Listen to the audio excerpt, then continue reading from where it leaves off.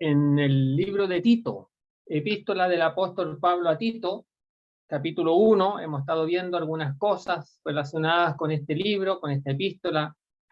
Hemos dicho que el apóstol Pablo escribe este libro al salir de la cárcel en Roma, esa casa alquilada que tuvo 2 años privado de libertad. Salió el apóstol Pablo, salió por un tiempo muy breve, muy corto, y en esa salida él escribe Primera de Timoteo, Tito y Segunda de Timoteo. Y por Segunda de Timoteo sabemos que él partió de este mundo, sabía que no iba a salir una vez más de aquella prisión en la cual fue tomado y partió a la presencia del Señor. Y en sus últimos días, él estaba preocupado de ver quién iba a seguir adelante con el testimonio de la palabra de Dios, quiénes eran los hombres, quiénes eran las mujeres que iban a seguir adelante con la palabra de Dios, algunos testificando públicamente y otros seguramente, como suele suceder hasta el día de hoy, nuestras hermanas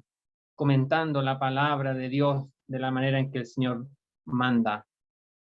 Y antes de irse entonces, el apóstol Pablo ve en estos dos hombres, en Timoteo y en Tito, hombres idóneos para poder seguir adelante con la obra del Señor y manteniendo en alto la palabra de Dios, y quiera Dios que en el día de hoy puedan haber y puedan seguir existiendo esos hombres fieles al Señor, que puedan continuar adelante con el testimonio de la palabra de Dios.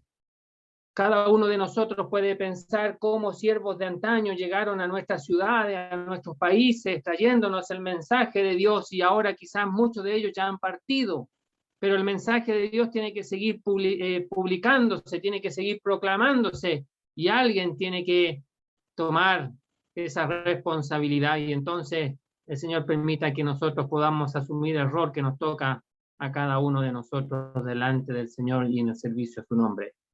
Bien, vamos a leer entonces capítulo 1, versículo 1, dice así: Pablo, siervo de Dios y apóstol de Jesucristo, conforme a la fe de los escogidos de Dios y el conocimiento de la verdad que es según la piedad, en la esperanza de la vida eterna, la cual Dios, que no miente, prometió desde antes del principio de los siglos, y a su debido tiempo manifestó su palabra por medio de la predicación que me fue encomendada por mandato de Dios nuestro Salvador.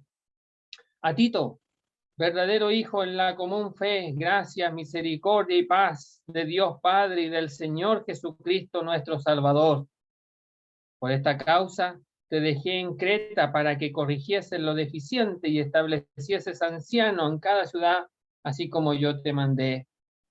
El que fuere irreprensible, marido de una sola mujer, y tenga hijos creyentes que no estén acusados de disolución ni de rebeldía, porque es necesario que el obispo sea irreprensible como administrador de Dios, no soberbio, no iracundo, no dado al vino, no pendenciero, no codicioso de ganancias deshonestas, sino hospedador, amante de lo bueno, sobrio, justo, santo, dueño de sí mismo, retenedor de la palabra, fiel tal como ha sido enseñada, para que también pueda exhortar con sana enseñanza y convencer a los que contradicen. Porque hay aún muchos contumaces, habladores de vanidades y engañadores, mayormente los de la circuncisión, a los cuales es preciso tapar la boca, que trastornan casas enteras, enseñando por ganancias deshonestas lo que no conviene. Uno de ellos, su propio profeta, dijo: los cretenses siempre mentirosos, malas bestias, glotones, ociosos. Este testimonio es verdadero. Por tanto, repréndelos duramente para que sean sanos en la fe, no atendiendo a fábulas judaicas ni a mandamientos de hombre que se apartan de la verdad. Todas las cosas son puras para los puros, mas para los corrompidos e incrédulos nada les es puro, pues hasta su mente y su conciencia están corrompidas. Profesan conocer a Dios, pero con los hechos lo niegan, siendo abominables y rebeldes, reprobados en cuanto a toda buena obra. Hasta ahí la lectura de la palabra de Dios. Fíjese que si uno lee los 3 capítulos de este libro, que son bastante cortos, se va a dar cuenta que casi todos los capítulos terminan con la expresión buenas obras. Y fíjese que el apóstol Pablo también, uno de los propósitos de este libro, es que el pueblo de Dios, que los creyentes podamos ser ricos en buenas obras. Y en casi todos los capítulos, casi llegando al final, usted va a encontrar la expresión buenas obras. De hecho, en el capítulo 2 dice que Jesucristo, con su sangre, redimió un pueblo celoso de buenas obras. Y así en cada capítulo aparece esa expresión. Así que uno de los objetivos también de este libro es ver cómo están nuestras buenas obras.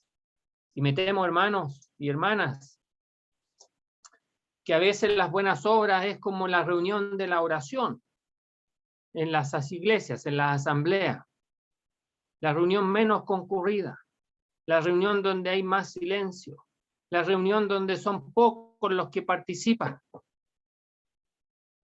Y al parecer a veces las buenas obras en la vida del creyente también son postergadas, son dejadas de lado pensando de que hay otras cosas que son más importantes. Pero en Tito el apóstol Pablo también da importancia a las buenas obras. Bien, vamos a continuar entonces con los versículos que hemos tenido por delante y que hemos leído. Hemos dicho en el versículo 1 solo un pequeño resumen para seguir avanzando hasta donde el Señor nos permita. Fíjese que Pablo se presenta como siervo de Dios y eso habla de su devoción, eso habla de su entrega absoluta a Dios, pero también él tiene una autoridad dada por el Señor, ya que dice, y apóstol de Jesucristo. Por lo tanto, este hombre que entregó su vida entera en devoción a Dios, también es comisionado, es enviado con una autoridad apostólica. Y el objetivo que tenía en mente nuestro Dios y nuestro Salvador era que se preocupara de la fe de aquellos que hemos creído y también del conocimiento que deberíamos de ir creciendo cada creyente que ha creído en Jesucristo como su Salvador personal. Y dijimos la vez pasada que esto es como el nuevo nacimiento que se describe en la palabra de Dios. Se produce el nuevo nacimiento por la fe en Jesucristo y se nos manda, según Pedro, a desear como niños recién nacidos la leche espiritual no adulterada. Y entonces el creyente, cuando cree, comienza en esta nueva vida a crecer en el conocimiento y en la gracia de nuestro Señor Jesucristo. Y fíjese que ese avance en ese conocimiento de la palabra de Dios debería de producir una vida piadosa, ya que dice al final del versículo 1 que es según la piedad. Por lo tanto, queridos hermanos y hermanas también, todos nosotros somos llamados a que la palabra de Dios, entendida, comprendida y aplicada en nuestra vida, pueda producir una vida piadosa. Sin la palabra de Dios no hay piedad. Hay solamente religiosidad.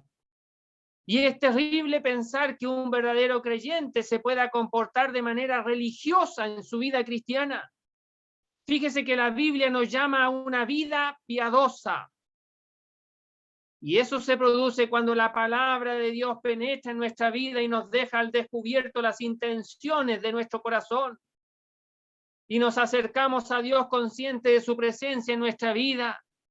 Confesamos lo que tenemos que confesar y le decimos a nuestro Dios que obre en gracia infinita en cada uno de nosotros para que cada día podamos ser transformados a la imagen de su Hijo Jesucristo y que en nuestra vida podamos reflejar a Jesucristo y andar como Él hubo, como Él anduvo. Fíjese que Pedro dice que Él nos ha dejado ejemplo para que sigamos sus pisadas, dice.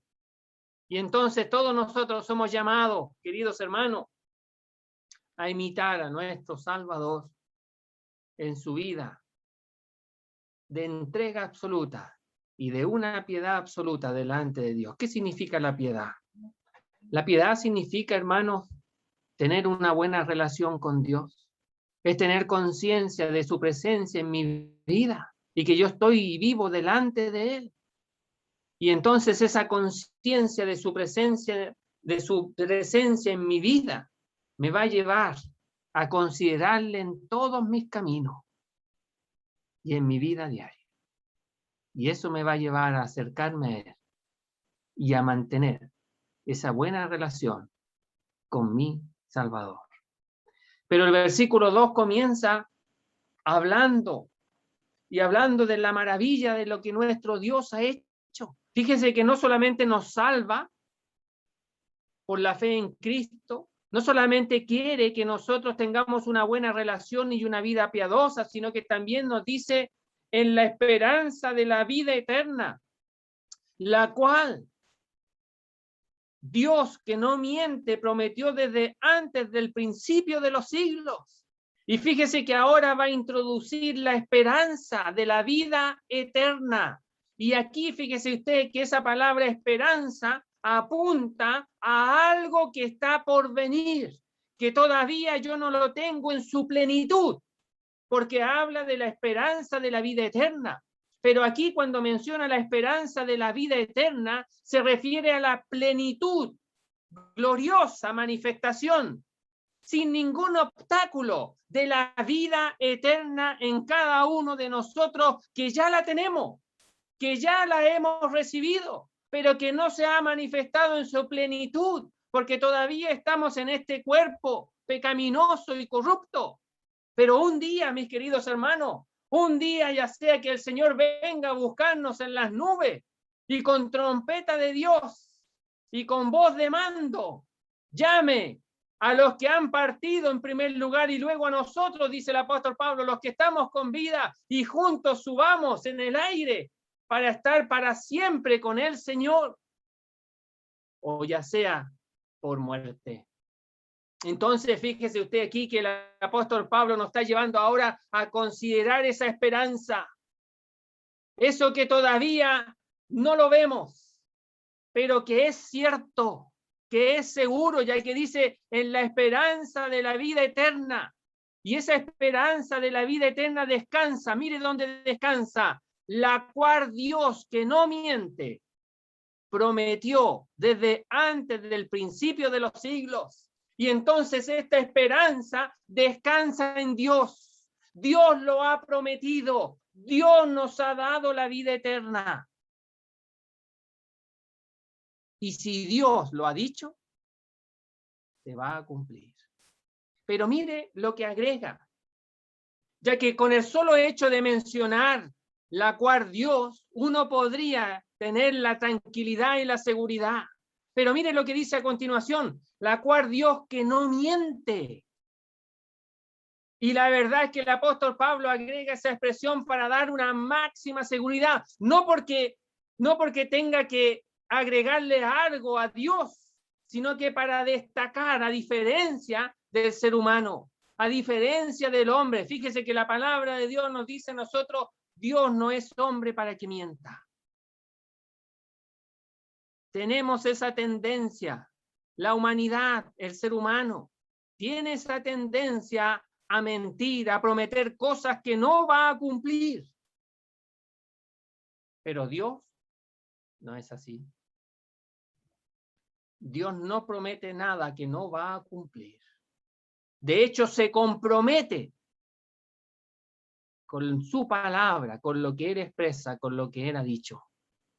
Y entonces esta vida eterna, hermanos, que un día vamos a disfrutar en su plenitud, tiene como sustento, tiene como base a Dios, que no miente. Ahora, fíjese usted que el apóstol continúa diciendo que prometió desde antes del principio de los siglos.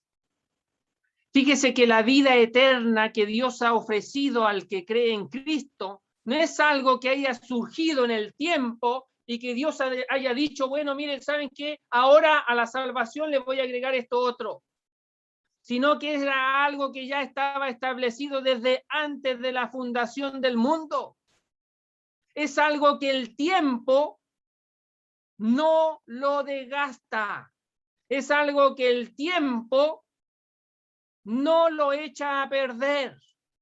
Es algo que el tiempo, fíjese usted, el tiempo transcurrido no hace que no se cumpla esa promesa que Dios ha establecido. El tiempo no daña las promesas de nuestro Dios. El tiempo no mina las promesas que nuestro Dios nos ha dado. Por lo tanto, todos nosotros en esta tarde, los que somos verdaderos creyentes, podemos descansar de que un día se manifestará en su plenitud la manifestación gloriosa de la vida eterna que hemos recibido por creer en Cristo. Este viejo hombre ya va a ser historia y tendremos un cuerpo renovado que ya no tendrá ningún inconveniente ni relación alguna con el pecado, sino que enteramente con nuestro Dios. Entonces se nos describe aquí la esperanza de la vida eterna, la cual descansa en Dios que no miente y que prometió desde antes del principio de los siglos. Eso quiere decir desde antes de la eternidad. En su eternidad pasada, antes que los siglos, que la era, que el tiempo, que las etapas, que los periodos, Dios los haya introducido en el tiempo, lo que nosotros conocemos como tiempo, Dios ya había prometido la vida eterna para sus hijos, para los que creen en Cristo. Hermano, esto es la seguridad plena que nuestro Dios da a cada uno de nosotros que hemos creído en Cristo. Ningún creyente se va a perder. Ninguno. Absolutamente ninguno. Yo sé que a veces nuestra vida cristiana es como la montaña rusa. A veces estamos por acá arriba, a veces estamos por allá abajo y así nos vamos a veces, muchas veces. Pero aunque estemos arriba, aunque estemos abajo, si el Señor viene, nos vamos con Él y se manifestará la vida eterna gloriosamente. El apóstol continúa diciendo, versículo 3, esta promesa de Dios, esta manifestación de la vida eterna, lo que esperamos con el porvenir y que Dios ha prometido de la eternidad pasada, un día, dice, un día llegó a darse a conocer. Y lo expresa así, dice, y a su debido tiempo manifestó su palabra por medio de la predicación que me fue encomendada por mandato de Dios nuestro Salvador. Y fíjese que eso que Dios había prometido en la eternidad pasada, fíjese que Dios se prometió a sí mismo en la eternidad pasada dar vida eterna a los que creyeran en Cristo. Él se juramentó, como dice el libro de Hebreos. Él dice que hizo juramento por sí mismo porque no había otro mayor por quien jurar. Y entonces en la eternidad pasada Él se juramentó dar vida eterna a sí mismo. Y se comprometió y la dio. Y para que llegara a nosotros un día en el tiempo, dice aquí, manifestó su palabra por medio de la predicación que me fue encomendada por mandato de Dios nuestro Salvador. Y nos damos cuenta entonces de que Dios llamó a su siervo el apóstol Pablo y le encomendó un mensaje, le encomendó una palabra. Y esa misma palabra fue recibida por el apóstol Pablo como un mandato de Dios nuestro Salvador. Y fíjese qué fue lo que hizo el apóstol Pablo. Fíjese que el apóstol Pablo recibe la palabra de Dios y de la misma manera que la recibe, la comunica. Comunica la misma palabra de Dios recibida por él. No cambia nada, no agrega nada, no adultera nada. Absolutamente nada, porque es la palabra de Dios. que lo recibe él como mandato de Dios. Fíjese que esta expresión mandato se refiere a alguien que da una orden, un superior que da una orden. Y entonces este superior es Dios y que le da la orden a su siervo para que la misma verdad recibida la comunique a otros. Y entonces tenemos aquí, fíjese usted, la fidelidad del siervo de Dios. No cambió absolutamente nada, mis queridos hermanos. Recibió la palabra de Dios y la misma verdad la comunicó a los hombres y mujeres de su tiempo. En el día de hoy, no sé si usted ha escuchado, pero hay muchos enseñadores que dicen que la palabra de Dios tiene que ser actualizada a nuestra época, a nuestro tiempo. Y algunos dejan de practicar ciertas cosas que están en la palabra de Dios porque dicen que eso era para ese tiempo, para esa época. Y que en el día de hoy no se puede mantener esas mismas prácticas que encontramos en las Santas Escrituras, que nuestros hermanos del primer siglo practicaban. Y han cambiado muchas cosas. Bueno, Pablo dice, yo no hice eso. Yo consideré aquel que me estaba entregando el mensaje y era Dios, nuestro Salvador. ¿Y quién era yo para querer intervenir ese mensaje? ¿Quién era yo para querer cambiar, según mi opinión, ese mensaje? No, hermano, el apóstol Pablo no hizo eso. Y entonces, fíjese usted que Dios se fió del apóstol Pablo para entregar un mensaje. Y ese mismo mensaje el apóstol Pablo lo dio a conocer. Y aquí yo tengo que hacer una pregunta reflexiva que me la hago a mí mismo y la comparto con ustedes. ¿Cómo enseño yo la palabra de Dios? ¿Enseño yo tal cual está en las Escrituras la palabra de Dios? ¿O le hago correcciones? ¿O le hago, según yo, mejoras? Y con eso la cambio lo que realmente quiere decir la palabra de Dios. ¿Cómo estoy enseñando las Santas Escrituras? Es una pregunta que cada uno de nosotros tenemos que responder y que un día tendremos que dar cuenta delante del Señor. ¿Cómo yo comparto las Escrituras? Si acaso lo hago de la misma manera que está en el libro de Dios. Bueno, Pablo fue un hombre fiel, en la cual Dios miró y pudo descansar, si lo pudiéramos expresar en estas palabras gráficas para nuestra comprensión. Dios pudo descansar en el apóstol Pablo diciendo, yo le entrego a él un mensaje y ese mismo mensaje va a llegar al hombre y a la mujer que están ahí alrededor de él y por cualquier lugar. Entonces, tenemos aquí un siervo fiel en el cual Dios descansa en ese siervo. Dios puede descansar en nosotros, hermanos.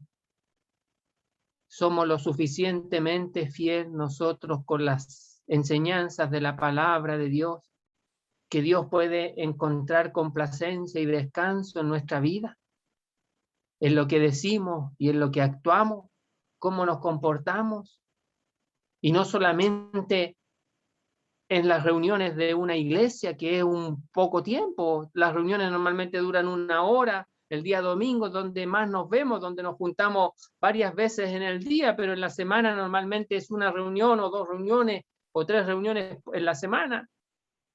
Y eso dura 1 hora y un poco más. Pero ¿y en el resto del día? Dios puede tener la confianza suficiente de la manera en que nosotros nos comportamos durante el resto del día y cómo expresamos las verdades de la palabra de Dios tal cual las encontramos. Son cosas en las cuales nosotros tenemos que meditar y tenemos que ser fieles a nuestro Dios y su palabra. Pero agrega en el verso 4, dice a Tito, verdadero hijo en la común fe, gracias, misericordia y paz de Dios Padre y del Señor Jesucristo, nuestro Salvador. Y fíjese que Pablo ahora introduce el nombre de la persona a quien va dirigida esta carta, a Tito. Y ya dijimos la vez pasada de que Tito era gentil. Y gracias a su nacionalidad, Dios, a través del apóstol Pablo, pudo defender el evangelio en su pureza y que no se mezclara con ritos judaicos como querían los judaizantes, ponerle una carga pesada a los creyentes gentiles para que tenieran que cumplir también la ley como complemento de la fe en Cristo. Y entonces ellos decían que el verdadero creyente era aquel que creía en Cristo, pero que tenía que agregarle todos unos ritos judaicos. Y Pablo dice, nosotros no accedimos a eso. Absolutamente dijimos un no rotundo a eso. No podemos aceptar eso. Y demostración de eso es Tito, quien no fue circuncidado, aún siendo gentil y andando con nosotros, no fue circuncidado. Aunque nosotros siendo judíos sí, pero él siendo gentil, no fue circuncidado. Y entonces nuestro Dios a través de Tito puede defender el evangelio en su pureza. Pero fíjese que también tenemos en Tito, en la segunda carta a los Corintios, como el apóstol Pablo le encarga una gran tarea, llevar ofrendas a los creyentes en Jerusalén que estaban con gran necesidad. Y Tito es encomendado a esa tarea de llevar dinero, de llevar recursos. Y ahí fíjese usted que se ve la integridad de Tito, cual siervo de Dios. Es un creyente íntegro, es un creyente en el cual se puede confiar. Es un creyente que se le puede encargar una tarea, incluso en una iglesia, en una asamblea, que no era fácil, no solamente como estas asambleas aquí en la isla de Creta, que tampoco eran fáciles, sino que también en las iglesias en Corinto, ya que en Corinto los creyentes hicieron sufrir a Timoteo y Pablo tiene que decir, trátenle como si fuera yo. Y pone esa advertencia. Pero ahí va Tito, aquellas iglesias allá en Corinto, porque era un creyente confiable. Bueno, Pablo escribe a este creyente, Tito, pero agrega de él, verdadero hijo en la común fe. Y al igual que Timoteo dice que es un hijo, y seguramente podemos pensar entonces de que Tito se convirtió escuchando el evangelio a través del apóstol Pablo. Y Pablo dice entonces de Tito, es un genuino hijo en la fe. Es un genuino creyente que escuchó la palabra de Dios y recibió a Cristo, y yo fui el instrumento. Y Pablo no tiene ningún problema con el instrumento de Dios de decir que es hijo en la fe. Es hijo de Dios, sí. Pero el instrumento escogido por Dios para que Tito pudiera creer fue Pablo. Y así trabaja nuestro Dios. Utiliza a hombres y mujeres que son de Él, en su gran mayoría, que son de Él, para que otros puedan llegar también a ser miembros de la familia de Dios. Y una de las cosas que tenemos que aprender entonces es que Dios nos puede usar, Dios nos puede utilizar como instrumentos suyos, y hay que estar bien dispuestos. Hay que decir, como en el Antiguo Testamento, heme aquí, como muchas veces dijo Josué, heme aquí, Señor, envíame a mí. Podía expresar. Y entonces tenemos que tener un corazón dispuesto al servicio de nuestro Dios, porque en cualquier momento, en cualquier circunstancia, nosotros, usted y yo, podemos ser instrumento en las manos de Dios para que otros puedan llegar al conocimiento de la verdad. Y es una tremenda gracia infinita de nuestro Dios que quiera trabajar con nosotros, pecadores salvados, y que nos haya dejado aquí y no llevado en forma inmediata al cielo una vez habiendo creído, para que podamos servirle, para que podamos rendir nuestras vidas como lo hizo el apóstol Pablo y como lo ha hecho Tito. Querido hermano y querida hermana, usted tiene el tremendo honor y privilegio de servir a su Salvador. Tiene que estar dispuesto. Dios usa a hombres y mujeres dispuestos a servirle a Él, y que lo hagan con prontitud y con devoción. Bueno, dice Tito, verdadero hijo en la común fe. Y aquí Pablo, al decir esa expresión común fe, está diciendo no solamente que Tito ha creído el mismo mensaje que el apóstol Pablo creyó, el evangelio, sino que esto es aún más abundante. Esta expresión indica mucho más, y esta expresión común fe significa que abarca no solamente el inicio de entrar a esta fe, que es la salvación en Cristo, sino que todo lo que sigue de ahí en adelante en la vida cristiana. En otras palabras, Pablo está diciendo que Tito tiene en común con el apóstol Pablo toda la enseñanza de la revelación de Dios. Toda la palabra de Dios la tiene en común con el apóstol Pablo. Y entonces Pablo podía decir, las mismas verdades que yo enseño, también las enseña Tito. Las mismas verdades que yo vivo en mi vida cristiana son las mismas verdades que Tito vive en su vida cristiana. Y por lo tanto, Tito y yo tenemos en común toda la palabra de Dios. No solamente la salvación, sino que también nuestro estilo de vida cristiana. De la misma manera que ya no vivo yo, mas vive Cristo en mí, de la misma manera en Tito podemos decir, ya no vive él, sino que vive Cristo en él. Y es la misma verdad. Y entonces Pablo ahora puede confiar en Tito. Y puede decir, estoy seguro de que Tito va a enseñar las mismas verdades que yo he aprendido y que nuestro Dios me ha enseñado y que yo le he transmitido de la misma manera, las he transmitido a Tito. También las transmitió a muchos otros hombres más, pero aquí estamos en Tito. Y entonces mire usted cómo es la revelación. Dios lo revela a Pablo y Pablo lo revela a Tito y a muchos más. Y ahora tenemos aquí la revelación en nuestras manos, en nuestras casas, en nuestra mesa. Y podemos darnos cuenta que es la misma verdad que el apóstol Pablo pronunció y que Tito tomó, hizo suya estas verdades. De tal manera, fíjese usted, que las verdades de la palabra de Dios pudieron ser vistas en la persona de Tito. No solamente oídas cuando salían de su boca, de sus labios, sino que también vistas por la vida en que Tito llevaba. Y podríamos pensar entonces, mis queridos hermanos y hermanas, que Tito también predicaba con su vida, con su comportamiento.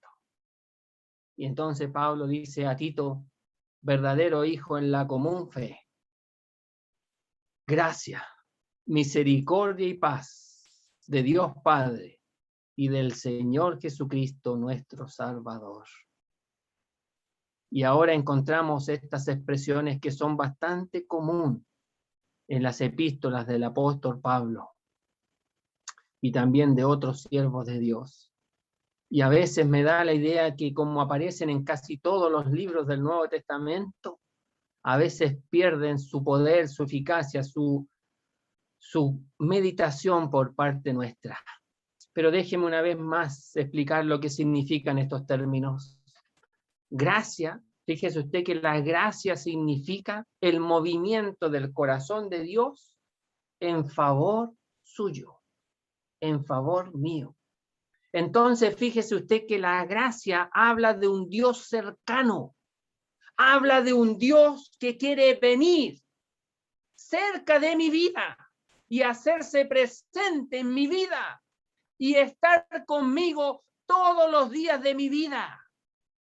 Así como nuestro Dios iba al huerto de Edén y compartía con Adán y Eva y descendía, dice allá en el libro de Génesis. Bueno, la gracia permite eso. La gracia permite que nuestro Dios baje a su vida, a estar con usted en las circunstancias que le toca vivir.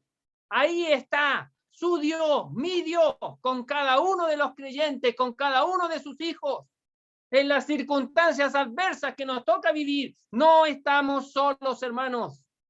No somos huérfanos en este mundo. Tenemos a nuestro Dios, y va a decir aquí, Dios Padre. O sea, tenemos una relación con Él. Esa cercanía permite que Él actúe como padre y yo actúe como hijo.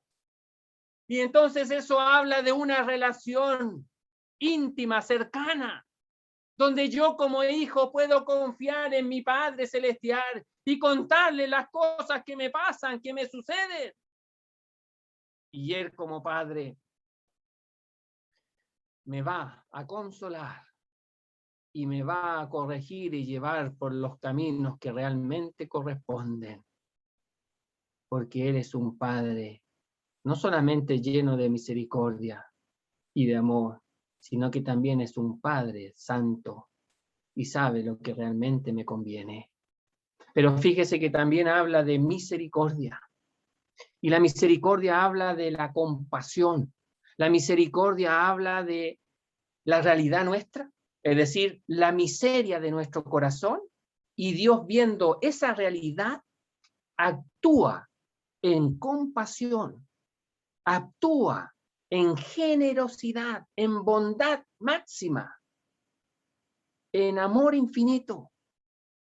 Y entonces fíjese usted que nuestro Dios ve en nosotros una realidad que a veces nosotros no nos damos cuenta, pero somos hombres y mujeres con corazones miserables, con corazones que no laten de la manera en que deberían de latir por nuestro Dios y Salvador. Dios se da cuenta que nuestras vidas no son lo que deberían de ser. Y aún así, Él actúa en compasión hacia cada uno de nosotros y no nos paga conforme a nuestros hechos. Pero también habla de paz. Y la paz, fíjese usted que habla de la quietud del alma. Y la paz habla de aquello que está aquí adentro, que lo produce nuestro Dios y que nos ha sido dado por gracia infinita de Él, donde hay una quietud y una tranquilidad interna, interior, a pesar de lo que suceda acá afuera, a pesar de los vaivenes de la vida, en nuestro ser interior hay una paz, pero una paz que es de Dios. Y es la que dice allá en Filipenses, y que gobierna en nuestros corazones. Y es como esa paz de Dios que se gana ahí a la puerta del corazón. Y cuando vienen las vicisitudes de la vida, cuando vienen las inquietudes, dice, no, no, no, tú no puedes pasar. Está prohibido el acceso para ti. Y solamente aquí adentro reina la paz de Dios. Eso es lo que el apóstol Pablo está diciendo aquí. Gracia, misericordia y paz, que vienen, que proceden de Dios Padre y del Señor Jesucristo, nuestro Salvador.